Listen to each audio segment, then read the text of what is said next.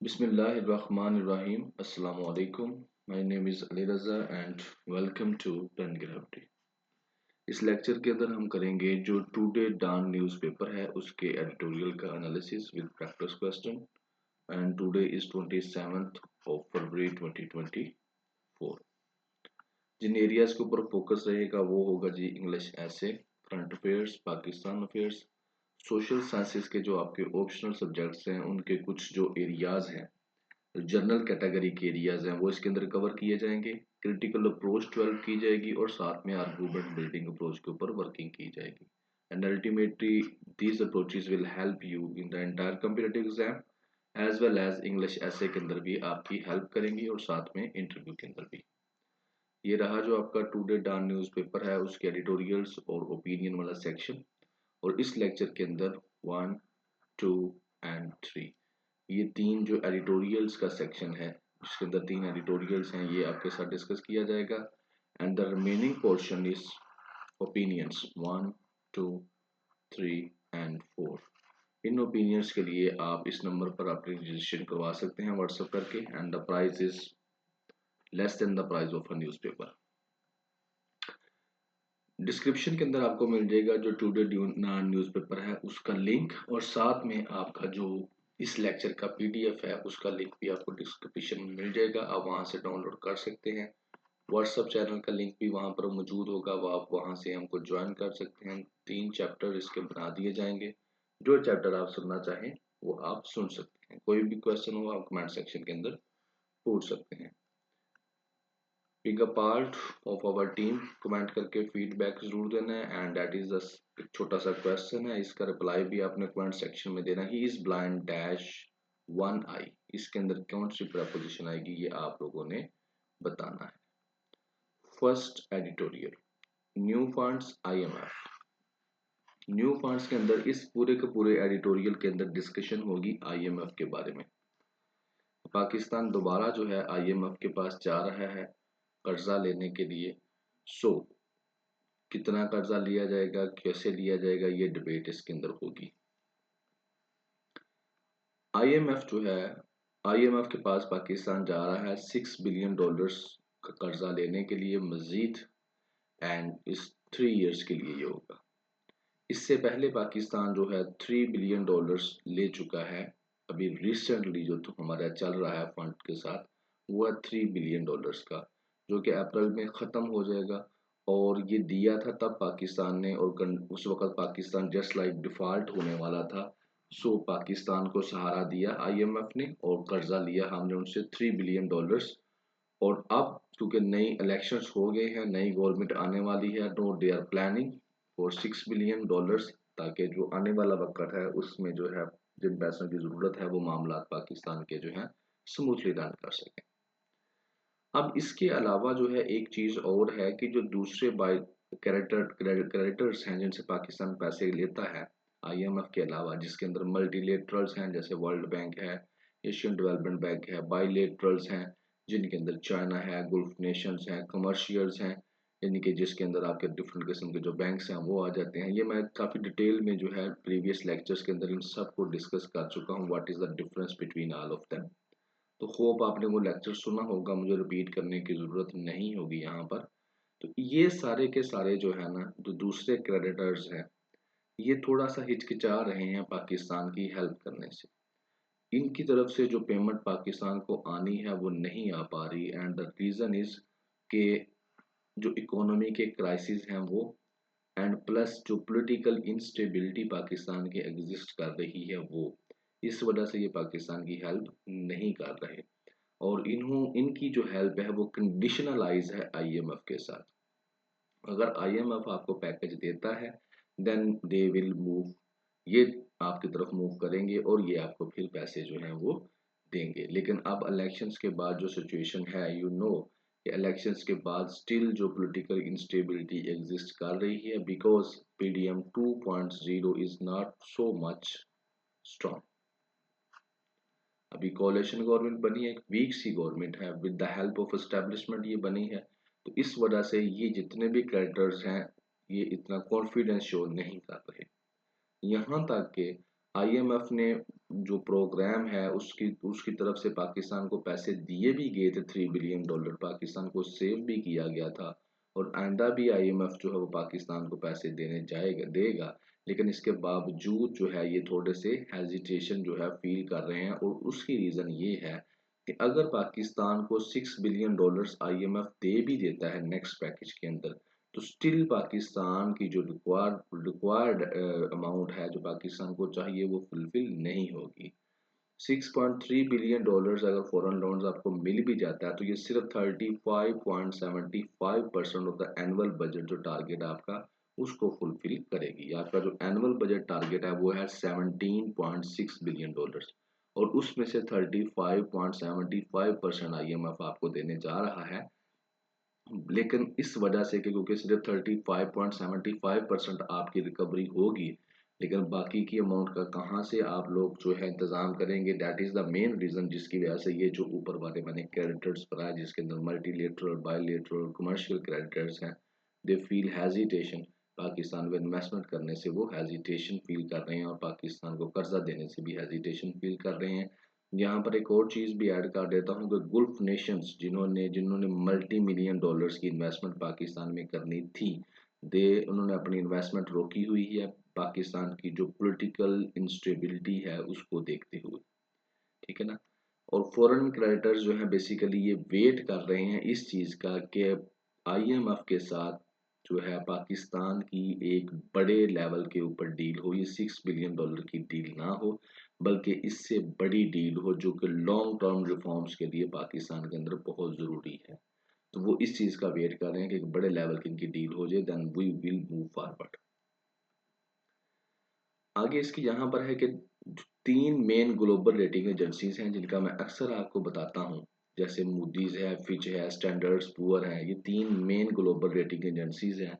उनमें से जो 2 ग्लोबल रेटिंग एजेंसीज है जैसे मूडीज है और फिच है, उसने जो है क्या कहा है, उसने ये कहा है कि एक बड़ा पैकेज जो है ना आईएमएफ का वो बहुत ज़रूरी है पाकिस्तान को लॉन्ग टर्म इकोनॉमिक स्टेबिलिटी हासिल करने के लिए, और इसके साथ साथ अनलॉक करने के लिए जो दूसरे फॉरेन इनफ्लोज हैं to cover the country's annual financing gap 22 to 25 billion dollars for some years. यानी कि ये दो रेटिंग एजेंसीज ये कह रही हैं कि अगले कुछ सालों तक पाकिस्तान को जो एनुअली रिक्वायर गैप है पाकिस्तान का वो है 22 टू 25 बिलियन डॉलर। हर साल पाकिस्तान को इतने बिलियन डॉलर्स चाहिए, फिर ये रन कर सकता है। और इसके लिए जो है आईएमएफ जो है पैकेज, एक बहुत बड़ा पैकेज पाकिस्तान को रिक्वायर्ड होगा।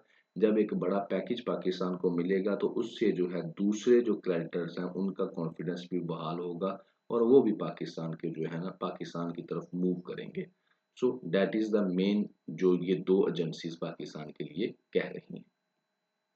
और आगे आ जाते हैं, आगे बेसिकली यही है कि अभी यही आ रही है बात कि आईएमएफ का एक स्पोक पर्सन है, उसने ये कहा है कि हाँ फंड जो है वो रेडी है, अगर पाकिस्तान रिक्वेस्ट करता है $6 बिलियन की तो पाकिस्तान को मिल जाएगा। ठीक है।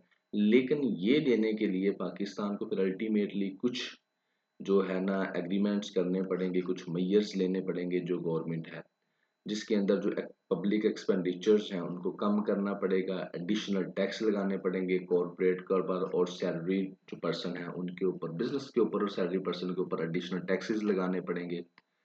बोरिंग जो कॉस्ट है वो बढ़ जाएगी, एनर्जी के रेट्स बढ़ जाएंगे, और ये सारा कुछ करना पड़ेगा अगर आप लोगों ने आईएमएफ से जो है लोन लेना है। ठीक है ना। तो फिर ये सारा कुछ होगा।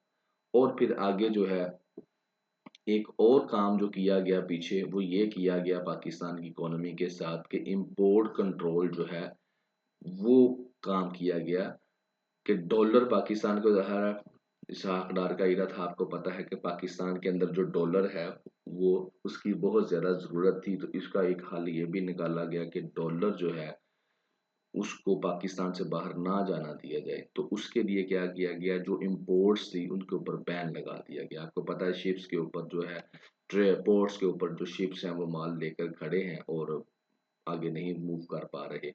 सो इम्पोर्ट्स को क्या किया गया, कंट्रोल किया गया to curb the dollar outflow. लेकिन ये बहुत अच्छा फैसला नहीं था, इससे इकोनॉमी पाकिस्तान की कंट्रैक्ट कर गई, प्राइस जो है इनके इन्फ्लेशन जो है, महंगाई जो है वो बढ़ गई, और जो प्रॉब्लम्स हैं वो और ज़्यादा डिफ़िकल्ट होती गई जो मिडिल क्लास, जो आपकी low middle income house holds हैं उनके लिए।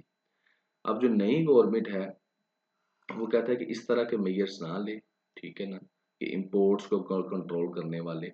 वो जो नई गवर्नमेंट है उसको, उसके पास बेसिकली कोई चॉइस है ही नहीं। उसको जो है ना डिफ़िकल्ट और अनपॉपुलर डिसीजंस लेने पड़ेंगे, बेशक जो पॉलिटिकल कॉस्ट जो है उसको जितनी मर्जी बियर करनी पड़े। यहाँ पर कोई भी गवर्नमेंट आती उसको आईएमएफ के पास जाना ही पड़ना था और लोन लेने ही पड़ने थे, और जो मेजर्स आईएमएफ ने रिकमेंड करने थे उसके ऊपर उनको फॉलो अप करना ही पड़ना था। और यही वजह थी कि पाकिस्तान जो मुस्लिम लीग नवाज है वो पाकिस्तान पीपल्स पार्टी के साथ जो है वो ये कहती थी कि हम आपको आपका प्राइम मिनिस्टर जो पार्लियामेंट में लाने में हेल्प कर देंगे, वोट दे देंगे, मगर हम कैबिनेट का हिस्सा नहीं बनेंगे, गवर्नमेंट का हिस्सा नहीं बनेंगे। बिकॉज दे नो कि जब हम गवर्नमेंट का हिस्सा बनेंगे तो आईएमएफ के पास जाना है और आईएमएफ ने हमको लोन देना है, और साथ में आईएमएफ ने कुछ मेजर्स का भी कहना है, और जब वो मेजर्स लिए जाएंगे तो अल्टीमेटली जो कॉमन मैन है उसके ऊपर बर्डन बनेगा, और जब उसके ऊपर बर्डन बनेगा तो नेक्स्ट जो इलेक्शंस होंगे उसके लिए उसमें हमारा इमेज जो है वो खराब होगा। So that is the reason कि वो चाहते थे कि हम गवर्नमेंट का हिस्सा ना बने। बहरहाल इस एडिटोरियल के अंदर हमने डिस्कस किया है पाकिस्तान को, पाकिस्तान की इकोनॉमी को, और आईएमएफ के पास पाकिस्तान जाएगा ही जाएगा। तो ये चीज़ें हमने इसके अंदर देखी। Tragedy averted. ट्रेजिडी अवर्टेड के अंदर जो है ये कुछ दिन पहले लाहौर के अंदर इचरा में एक इंसिडेंट हुआ है जिसके ऊपर ये एडिटोरियल है। इसके अंदर जो है बेसिकली वुमेन है एक, उसका ड्रेस है और ब्लास्फेमी, ये तीन चीज़ें जो है डिस्कस होंगी। ये एक ड्रेस है जो वुमेन ने पहना हुआ है जिसके ऊपर ये हलवा लिखा हुआ है अरेबिक कैलीग्राफी के अंदर। सो व्हाट्स हैपन देयर, तो पहले देख लें हुआ क्या, तो यही डिस्कशन उसके अंदर है। ये एक औरत थी इचरा बाजार में, इसने ये इस तरह का ये ड्रेस पहना हुआ है अरेबिक कैलीग्राफी का, और इसके ऊपर लिखा हुआ है बेसिकली हलवा, लेकिन वहाँ पर कुछ जो हमारे कॉमन सिटीजन्स हैं दे जस्ट, इन्होंने कहा कि इसके ऊपर कुरानी आयात लिखी हैं, so that's why they just want to kill that woman, ठीक है। And timely intervention by the Punjab police, इस औरत को सेव कर लिया गया। सो ये है जी इसकी स्टोरी। अब होता क्या है बेसिकली इचरा बाजार के अंदर ये वुमेन जो है जो मैंने दिखाई है, इसने ड्रेस पहना हुआ था जिसके ऊपर अरेबिक कैलीग्राफी थी, और इस अरेबिक कैलीग्राफी के ऊपर जो हलवा लिखा हुआ, हलवा बेसिकली वैसे तो एक डिश का नाम भी है लेकिन इसके मीनिंग्स वैसे ये भी होते हैं beautiful, lovely, just like this भी आप कह सकते हैं। तो इसके अंदर क्या होता है कि मिस इंटरप्रेट किया जाता है सम रिलीजियस वर्सेस के साथ, कि ये मजहबी कुरानी आयात जो है कपड़ों पर लिखी हुई हैं। तो उससे क्या होता है वहां पर कुछ लोग जो है हजूम इकट्ठा हो जाता है, और वो कहते हैं कि इन्होंने तौहीन की है कुरान मजीद की, लिबास के ऊपर कुरानी आयात लिखकर, तो जो they just want to kill that woman. Timely Punjab police वहां पहुंच जाती है और उस औरत को सेव कर लेती है, and that is the story. अब यहाँ पर वो एडिटोरियल वाला एक और चीज ऐड करता है कि श्रीलंका का जो प्रियंथा कुमार था, आई थिंक सो सियालकोट के अंदर जो एक फैक्ट्री के अंदर ये मैनेजर था, तो इसको मार दिया गया था इसी वजह से।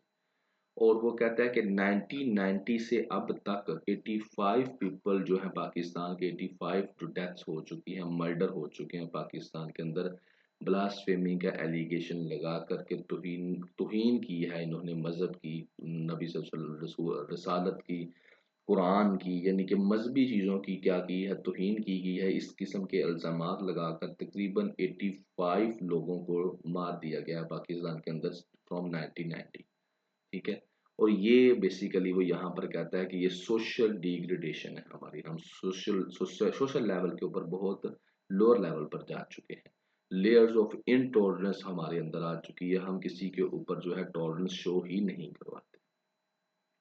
यहाँ पर जो क्रिटिसिज्म करने वाले हैं वो ये कहते हैं, एक अटेंशन डिवर्ट करते हैं आपकी, वो कहते हैं कि ये जो लाज बनाए गए हैं रिगार्डिंग सैक्रिलेज, सैक्रिलेज होता है ये वाली जो आप कह सकते हैं मुकद्दस चीज़ों के बारे में, उनको मिस यूज़ किया जा रहा है सो सेटल पर्सनल स्कोर्स।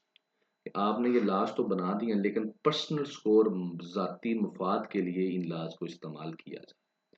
और यहाँ पर मैं अगर एग्जांपल दूं, दो इस एडिटोरियल के अंदर नहीं लिखी हुई, तो नेशनल बैंक ऑफ पाकिस्तान का मैनेजर उसको सिक्योरिटी गार्ड जो है मर्डर उसका कर देता है। मशाल जो है मर्डर केस, एक यूनिवर्सिटी का स्टूडेंट था, उसका मर्डर कर दिया जाता है। यहाँ पर सिक्योरिटी गार्ड कहता है कि नेशनल बैंक ऑफ पाकिस्तान के मैनेजर ने तौहीन रसालत की है। यहाँ पर सिक्योरिटी जो मशाल के मर्डर में भी यही कहा जाता है, लेकिन बाद में पता चलता है कि मैनेजर की जो है सिक्योरिटी गार्ड के साथ बनती नहीं थी। इन द सेम फैशन यहाँ पर पता चलता है कि मशाल जो है उसकी यूनिवर्सिटी की जो इंतज़ामिया है उसके साथ नहीं बनती थी। तो जस्ट लाइक दिस, इस तरह के बहुत से इंसिडेंट्स हैं जहाँ पर जो है मिस यूज किया जाता है इन लॉज को to secure their settle personal scores, जाती जो है अपने मफादात, जाती रंजिश को जो है के लिए। So that is not fair, ठीक है। और कहता है कि अब it is not just about reforming laws but transforming societical attitude. अब ये नहीं है कि आपको जो है लॉज में रिफॉर्म करने की ज़रूरत है, बल्कि आपको अपनी सोसाइटी का एटीट्यूड जो है वो चेंज करने की ज़रूरत है। और यहाँ पर उल्मा से वो कहते हैं कि एसेंशियल है कि वो जो है अर्जेंट एफर्ट्स करें अपनी सोसाइटी को जो रिलीजन के मुताबिक गाइड करने में। तो बहरहाल इस एडिटोरियल के अंदर पाकिस्तान में मिस यूज़ ऑफ रिलीजन के ऊपर हमने डिस्कस की, और इलिटरेसी सबसे बड़ी वजह है, एंड सोसाइटी की पिक्चर आपके सामने यहाँ पर आती है। यहाँ पर जो है एक और चीज़ मैं एक्स्ट्रा यहाँ पर ऐड कर देता हूँ कि यहाँ पर जो है इस इंसिडेंट के बाद एक वीडियो जो है वो हमारे सामने आती है, और उस वीडियो के अंदर क्या है कि पुलिस स्टेशन के अंदर इंटरव्यू लिया जाता है, और वहाँ पर जो है एक ये जो है पुलिस ऑफिसर हैं, एसपी, वो मौजूद हैं, ठीक है, वो वुमेन मौजूद है, और साथ में एक उल्मा साहब जो है, आलम साहब, वो मौजूद हैं। ये तीन जो हैं ये मौजूद हैं और इंटरव्यू लिया जाता है। और उस इंटरव्यू के अंदर जो है वुमेन जो है वो माफ़ी मांग रही है, वो माफ़ी मांगती है कि मुझे नहीं पता था कि it is just like this, जिस तरह ये हुआ था मेरी ऐसी कोई इंटेंशन नहीं थी। तो यहाँ पर जो उल्मा साहब, आलम साहब हैं और पुलिस वाले हैं, वो भी यही कहते हैं जी इनसे मिस्टेक हो गई है, ये ऐसे वैसे, तो ये बात की जाती है। बट फॉर व्हाट, क्यों वो बेचारी माफ़ी मांग रही है, उसने ऐसा गलत क्या कर दिया है? यहीं पर हमको नज़र आता है कि ये सारे के सारे जो हैं speak just such a fashion to satisfy the people, कि पुलिस भी ऐसे बोल रही है कि जैसे जो है लोगों को जो है डिप्लोमेटिक लैंग्वेज, सादा अल्फाज में मैं कहता हूँ डिप्लोमेटिक लैंग्वेज बोल रहे हैं। ये दीज आर डेड पीपल, इनके पास इतनी नहीं है कि वो रियल इस्लाम को सामने जो है वो बताते। इनको चाहिए था कि इंटरव्यू के अंदर औरत माफी ना मांगती, बल्कि ये सोसाइटी को डील करके बात करते कि आप लोग जो है ऐसी हरकतों से बाज आ जाएं। अगर उसके वर्ड हलवा लिखा है तो वो every Arabic word is not Quran, ठीक है, अरबी एक लैंग्वेज है, तो आप हर वर्ड को कुरान के साथ क्यों रिलेट करते हैं? That is the point where इनको चाहिए था कि ये अपनी सोसाइटी को जो रियल इस्लाम है, जो वाकई ही इस्लाम है, वो सिखाते, वो बताते कि वो क्या कहता है, इस्लाम क्या कहता है, और आपने नेक्स्ट टाइम क्या करना है। बट यहाँ पर कोई ऐसी बात नहीं हुई। यहाँ पर जो आलम साहब हैं, जो पुलिस ऑफिसर है, they are speaking just a diplomatic language, ऐसी लैंग्वेज कि जिसके अंदर वो ये साबित करना चाहते थे कि औरत ने गलत किया है, औरत को ऐसा नहीं करना चाहिए था, और औरत ने ही माफ़ी मांगी। और जो असल बात थी, जो रियल इस्लाम था, जो रियल इस्लाम की टीचिंग्स थी, जिनके ऊपर जो है मुसलमानों की इज्जत है, वो बात नहीं की कि रियल इस्लाम क्या कहता है। कि औरत ने माफ़ी मांगी, ठीक है, मैं इस तरह का जो है नहीं पहनूंगी, ठीक हो गया, लेकिन इनको चाहिए था हमारे खास तौर पर जो, ये तो ज़ाहिर है एएसपी है, इसने तो सीखा ही डिप्लोमेटिक लैंग्वेज, इसने बोलनी ही बोलनी थी, उसकी मजबूरी है, he is a civil servant, उसने ऐसी ही बात करनी है जिससे जो है सिस्टम चल जाए, जिससे जो है जो मुश्तिल अफराद हैं, जो लोग हैं, हजूम है, वो क्या हो जाए, थोड़ा काम डाउन हो जाए। वी कैन अंडरस्टैंड इट कि why he is speaking like this, but why he is speaking like this, he is a religious leader, so it is the responsibility of that leader कि वो real इस्लाम इस वक्त आप लोगों के साथ discuss करता है कि इस्लाम की टीचिंग्स क्या है, तो आप और सोसाइटी को बताता कि नेक्स्ट टाइम अगर कोई ऐसी चीज़ होती है तो आपने किसी का मर्डर नहीं कर देना, बल्कि आपने पहले अंडरस्टैंड करना है कि इन वर्ड्स जो अरेबिक वर्ड्स हैं, what is the meaning of these Arabic words. अगर उसके अरेबिक वर्ड्स के मीनिंग ऐसे हैं कि जो है तौहीन के ज़िम्रे में आते हैं, then we should take any action. लेकिन अगर वो जस्ट एक अरबिक लिखा हुआ है कोई भी वर्ड, तो इसका मतलब ये नहीं है कि वो कुरान ही लिखा हुआ है।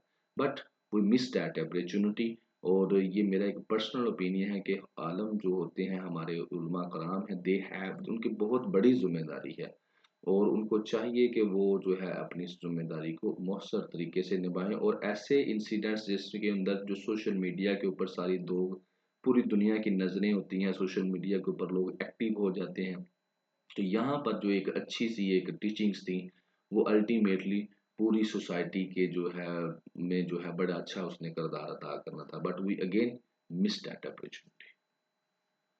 Missing links motorway, third opinion है आपका। इसके अंदर जो है M6 मोटरवे की बात करते हैं और कहते यही है कि इसके ऊपर जो वर्किंग है वो रुक गई है, और क्यों रुक गई है वो आपको बता देते हैं, ठीक है। So that is the main point कि M6 जो मोटरवे है उसकी जो कंस्ट्रक्शन है वो रुकी पड़ी हुई है और उसके ऊपर कंस्ट्रक्शन नहीं हो रही, तो ये जो है लिंक जो है मिस हो रहा है, यानी कि पाकिस्तान के एक पार्ट को दूसरे पार्ट से मिलाने का जो लिंक है वो खत्म हो चुका है, वो स्टॉप हो चुका है। सो वाइट ये है मोटरवे के बारे में। 6 लेन मोटरवे है जी, और 120 किलोमीटर की स्पीड के लिए डिज़ाइन की गई है। 15 इंटरचेंज हैं और 243 अंडरपासेस हैं, ठीक है ना। और ये जो चाइना पाकिस्तान इकोनॉमिक कॉरिडोर है उसके समझने के एक पार्ट ही है, as part of the larger eastern alignment of China Pakistan economic corridor. ये अगर आप पिक्चर से देख रहे हैं तो M6 जो है वो सखर और हैदराबाद की जो लिंक करती है, तो that is called M6 motorway, Sukkur to Hyderabad. इसके ऊपर जो इसका कंस्ट्रक्शन का काम है वो रुका पड़ा हुआ है, तो इसके ऊपर वो जो है राइटिंग करते हैं। वो कहते हैं कि टर्मिनेट किया गया है कंट्रैक्ट TECMC, ये एक कंस्ट्रक्शन कंपनी है बेसिकली, और ये जो है एक मिक्सचर है जो लोकल और साथ में इंटरनेशनल कंपनीज का। और इनको ये टेंडर दिया गया था 306 किलोमीटर मोटरवे बनाने का, और ये रिसेंटली जो कॉन्ट्रैक्ट है इसको टर्मिनेट कर दिया गया। Though there are multiple financial reason, मगर इसके साथ साथ एक और भी है, मल्टी बिलियंस जो रुपीज स्कैम है, ठीक है ना। Surfacing a multi billion rupees scam in land acquisition, यानी कि इस प्रोजेक्ट के लिए जो ज़मीन खरीदी गई है उसके ऊपर भी क्या है कि स्कैम हो चुका है, जिस जो भी एक रीज़न ये भी है, और जिस वजह से ये जो प्रोसेस है इसको सस्पेंड कर दिया गया है वक्ती तौर पर। और आगे वो कहता है, ये बात बताने के बाद जर्नल जो है वो कह देता है फिर आगे, पाकिस्तान मुस्लिम लीग नवाज जो है उसका जो एक ये अच्छा काम है इसको हम डिनाई नहीं कर सकते कि उन्होंने मोटरवेज पाकिस्तान के अंदर बनाई और अपॉर्चुनिटीज जो हैं ट्रेड कॉमर्स और टूरिज्म की वो लोगों को प्रोवाइड की, पाकिस्तान को प्रोवाइड की। और इसके साथ साथ वो कहता है जो मोटरवे होते हैं ना वो बेसिकली सोशो कल्चरल इम्पैक्ट उसका बहुत इम्पोर्टेंट होता है। आप जो है different parts of the country जो है उनके दरमियान ट्रैवल कर सकते हैं क्विकर, बड़ी स्पीड के साथ, safer, easier and in some respect affordable than before, यानी कि मोटरवेज की वजह से आप पूरी कंट्री के अंदर जो है काफ़ी इजीली जो है क्या कर सकते हैं, ट्रैवल कर सकते हैं। बहरहाल वो कहता है ये जो M6 मोटरवे थी ये शहबाज शरीफ साहब जब 2022 के अंदर जो है प्राइम मिनिस्टर है, तो तब इन्होंने क्या किया था, इसका फाउंडेशन स्टोन रखा था। लेकिन अब वो क्योंकि सस्पेंड हो गया वर्क, लेकिन अब अगेन वो उम्मीद है पावर में आ रहे हैं, तो ये एक पॉजिटिव चीज़ है इस मोटरवे के लिए, M6 के लिए, कि उसके ऊपर क्या दोबारा से वो काम करके क्या हो सकता है, यानी कि काम दोबारा से शुरू हो सकता है। सो जी ये थे टुडे जो आपके एडिटोरियल्स थे, और इंशाल्लाह अगर ज़िंदगी रही तो नेक्स्ट लेक्चर के पास साथ फिर हाजिर होंगे। तब तक तो हमें याद रखिएगा। अल्लाह हाफिज़।